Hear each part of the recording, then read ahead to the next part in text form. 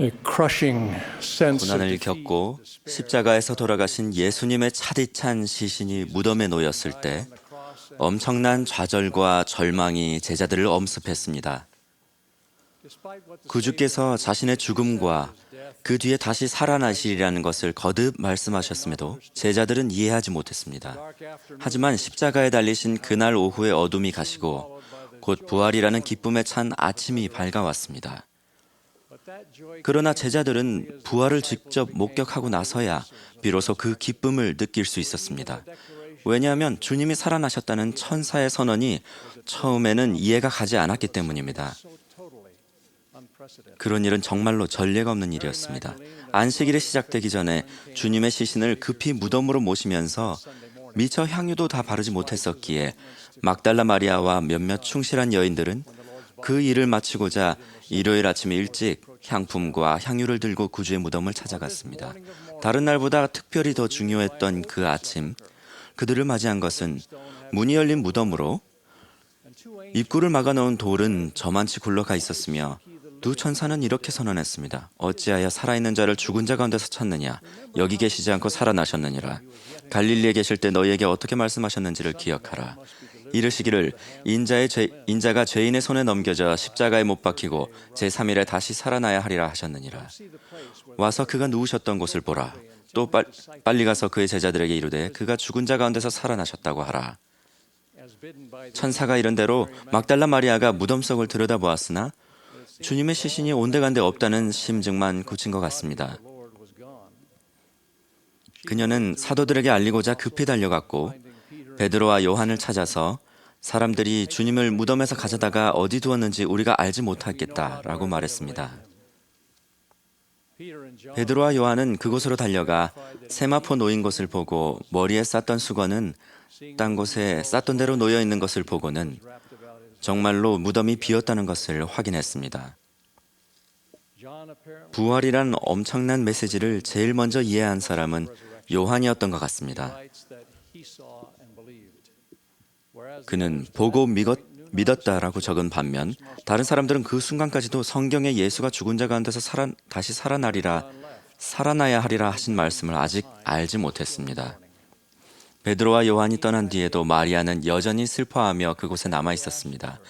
그러는 사이에 천사들이 돌아와 여자여 어찌하여 우느냐라며 부드럽게 물었고 그녀는 사람들이 내 주님을 옮겨다가 어디 두었는지 내가 알지 못함이니다라고 대답했습니다. 그 순간 그녀 뒤에 서 계시던 부활하신 구주께서 여자여 어찌하여 울며 누구를 찾느냐라고 말씀하시니 마리아는 그가 동산직인 줄 알고 간절히 이르되 주여 당신이 옮겼거든 어디 두었는지 내게 이르소서 그리하면 내가 가져가리이다 라고 말했습니다. 제임스 이 탈메지 장로님은 이렇게 기술하셨습니다. 그녀에게 말씀하신 분은 그녀가 모르고 있었지만 사랑하는 주님인 예수이셨다. 살아계신 주님의 입에서 나온 한마디가 그녀의 고통스러운 슬픔을 기쁨으로 변화시켰다. 예수께서 마리아야 하시거늘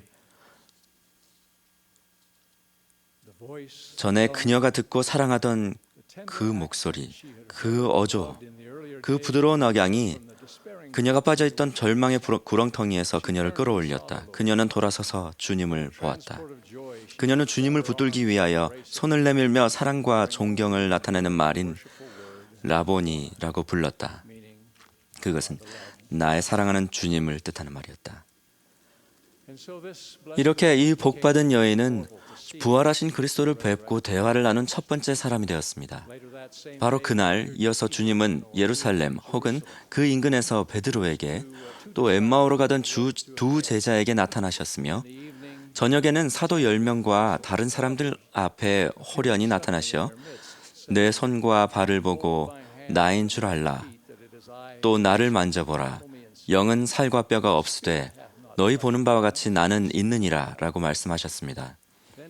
그런 다음 그들이 너무 기쁨으로 아직도 믿지 못하고 놀랍게 여길 때 더 큰 확신을 주시고자 그들 앞에서 구운 생선과 벌집을 드셨습니다. 잠시 뒤 주님은 이렇게 지시하셨습니다. 너희가 예루살렘과 온 유대와 사마리아와 땅끝까지 이르러 내 증인이 되리라. 예루살렘에서 이렇게 확인을 받은 증인들 외에도 우리는 부활하신 주님께서 서반구의 고대 주민들에게도 비할 수 없는 성역을 베푸셨다는 것을 압니다. 하늘에서 하강하여 풍요 땅으로 내려오신 주님은 2,500명쯤 되는 군중에게 한 사람씩 앞으로 나와 손을 그분의 옆구리에 넣어보고 그분의 손과 발에 난 못자국을 만져보라고 권하셨습니다. 또 그들이 모두 나아가 스스로 목격한 후에 그들이 일제히 큰 소리로 외쳐 이르되 호산나 지극히 높으신 하나님의 이름에 복이 있도다 하고 그들이 예수의 발에 엎드려 그를 경배하였느니라. 그리스도의 부활은 그분의 존재가 독립적이고 영원하다는 점을 보여줍니다. 아버지께서 자기 속에 생명이 있음 같이 아들에게도 생명을 주어 그 속에 있게 하셨기 때문입니다. 예수님은 이렇게 말씀하셨습니다. 내가 내 목숨을 버리는 것은 그것을 내가 다시 얻기 위함이니 이로 말미암아 아버지께서 나를 사랑하시느니라. 이는 내게서 빼앗는 자가 있는 것이 아니라 내가 스스로 버리노라. 나는 버릴 권세도 있고 다시 얻을 권세도 있으니. 구주께서 생명을 유지하는 데에는 음식이나 물, 산소나 그 밖의 어떤 물질 또는 힘이나 사람도 필요하지 않습니다. 여호와이자 메시아이신 그분은 위대한 스스로 있는 자, 자존자이십니다. 지금도 그렇고 앞으로도 그럴 것입니다. 예수 그리스도께서는 속죄와 부활을 통해 타락으로 초래된 모든 양상을 극복하셨습니다. 육체적 사망은 일시적인 것이며 모든 사람이 최소한 일시적이나마 심판을 받기 위해 하나님의 면전으로 다시 돌아간다는 점에서 영적인 사망까지도 끝이 난 것입니다. 모든 것을 이겨내고 우리에게 영생을 주시는 그분의 권능에 대해 우리는 궁극적인 믿음과 신뢰를 보일 수 있습니다. 사망이 한 사람으로 말미암았으니 죽은 자의 부활도 한 사람으로 말미암는도다.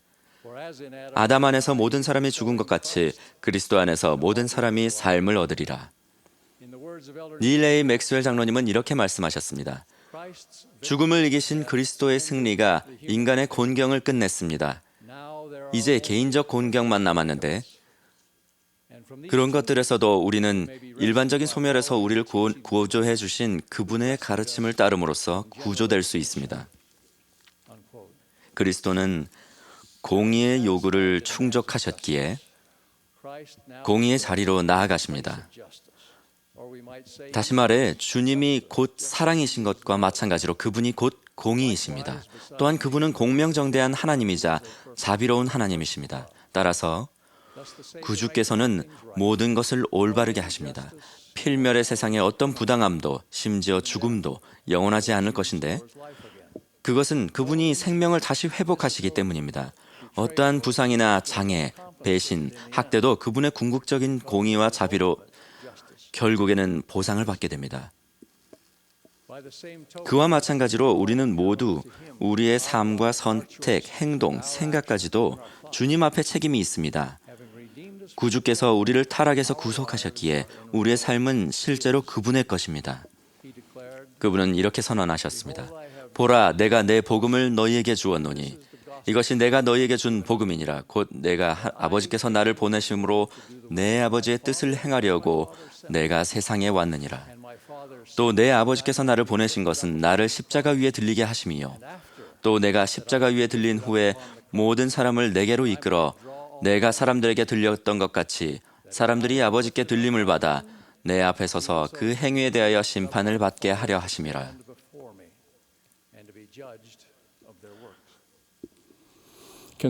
나사렛 예수의 참된 정체성과 인생에 대한 중대한 철학적 논쟁 및 질문을 완전히 해소하기 위해 부활의 의미를 잠시 생각해 보십시오. 실제로 예수께서 문자 그대로 말하는 부활을 하셨다면 그분은 반드시 신성한 존재여야만 합니다. 평범한 인간은 죽은 후에 생명을 되찾을 능력이 없습니다. 예수님은 부활하셨기에 목수, 교사, 랍비 또는 선지자로 남을 수가 있었습니다.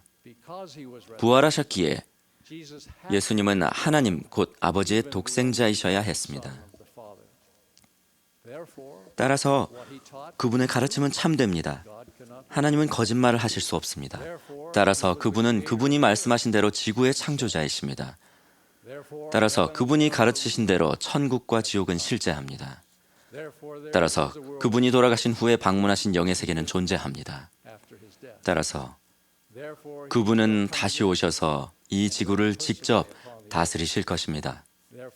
따라서 모든 사람을 위한 마지막 심판과 부활이 존재합니다. 그리스도께서 실제로 부활하셨기에 세상의 구속을 위해 독생자로 주신 하나님 아버지의 전지, 전능, 자비하심에 대한 의혹은 근거가 없습니다. 인생의 의미와 목적에 대한 의혹도 근거가 없습니다. 예수 그리스도는 실제로 인류가 구원받을 수 있는 유일한 이름 또는 길입니다. 그리스도의 은혜는 실제하므로 회개한 개인은 용서받고 깨끗해질 수 있습니다. 신앙은 실제로 상상이나 심리적 발명 이상의 것입니다. 궁극적이고 보편적인 진리가 있으며 그분이 가르치신 대로 객관적이고 변하지 않는 도덕적 표준이 있습니다. 그분의 율법과 계명을 범했다면 시급히 회개해야 합니다. 제자들에게 그들도 구주와 같은 일을 하며 나아가 더 큰 일도 할 수 있다고 그분께서 약속하셨듯이 그분의 기적은 실제입니다. 그분의 신권은 복음을 베풀며 왕국의 비밀의 열쇠, 곧 하나님에 대한 지식의 열쇠를 지닌 실제적인 힘이며 그러므로 그것의 의식으로 경건의 능력이 나타납니다. 그리스도께서 실제로 부활하셨기에 죽음은 끝이 아니며 비록 우리의 몸이 썩어 없어져도 우리는 육체를 입고 하나님을 보게 될 것입니다.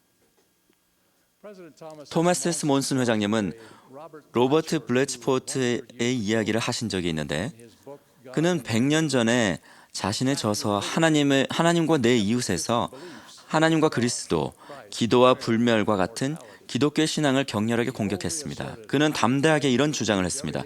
내가 증명하려 했던 모든 것들을 너무나 명백하고 충분히 증명했기에 제 아무리 위대하거나 능력 있는 기독교도 내 질문에 답하거나 내 주장을 뒤흔들 수 있지 못할 것이다. 그는 회의론의 벽으로 자신을 둘러쌌습니다. 그런 후에 놀라운 일이 일어났습니다. 그 벽이 갑자기 무너져 먼지가 되었습니다. 천천히 그는 자신이 경멸하고 조롱했던 신앙으로 돌아가는 것을 느끼기 시작했습니다. 무엇이 그의 태도에 이런 심오한 변화를 일으켰을까요? 그의 아내가 죽었던 것입니다. 상한 마음으로 그는 아내의 필멸의 몸이 누워있는 방으로 들어갔습니다. 그는 너무도 사랑했던 얼굴을 다시 바라보았습니다. 방을 나오면서 친구에게 말했습니다. 아내가 맞긴 한데 그녀가 아니야. 모든 것이 변했어. 전에는 있던 무엇인가가 떠나버렸어. 아내는 전과 같지 않아. 영혼이 아니라면 그 무엇이 그렇게 가버릴 수 있을까? 주님께서는 실제로 죽으셨다가 다시 살아나셨습니까? 맞습니다. 우리 종교의 기본 원리는 예수 그리스도에 대한 사도들과 선지자들의 간증, 즉 그분은 돌아가셨고 매장되셨으며 3일째 되던 날 부활하셔서 승천하셨다는 데 있습니다. 우리 종교에 관한 다른 모든 것은 단지 그것에 부속되어 있을 뿐입니다. 예언대로 예수님의 탄생이 임박했을 때 고대 니파인과 레이메인 중에는 믿는 이들도 있었으나 대다수는 그렇지 않았습니다. 때가 이르자 그분의 탄생의 표적, 즉 어둠이 없이 한낮과 한밤과 또한 한낮이 있었고 모두가 이를 알게 되었습니다. 지금도 똑같이 그리스도께서 정말로 부활하셨다고 믿는 사람들이 있지만 다수는 의심하거나 믿지 않습니다. 그러나 아는 사람은 압니다. 때가 되면 모두가 직접 보고 알게 될 것이며 참으로 모든 무릎이 꿇을 것이요 모든 혀가 그의 앞에 고백할 것입니다. 그날이 이르기까지 저는 신약전서에 나오는 사람들 중 베드로와 12사도 일행, 사랑스럽고 순수한 막달라 마리아와 같이 구주의 부활을 경험하고 간증한 많은 사람의 증거를 믿습니다. 또한 몰몬경에 나오는 사람들 중에서 풍요 땅에 있던 이름 없는 군중들의 또한 사도 니파이의 간증을 믿습니다. 그리고 이 마지막 경륜의 시대에 다른 많은 간증을 남긴 후에 그는 살아계시니라. 이는 우리가 실로 그를 보았음이니라 라는 위대한 간증을 선포했던 조셉 스미스와 시그니 리그돈의 간증을 믿습니다. 모든 것을 보시는 하나님의 눈길 아래서 저는 나사렛 예수가 부활하신 구속주임을 간증드리며 그분이 부활하셨다는 사실을 모든 결과에 대해 간증드립니다. 여러분도 이와 같은 간증을 얻어 확신과 위로를 얻을 수 있기를 예수 그리스도의 이름으로 간구합니다. 아멘.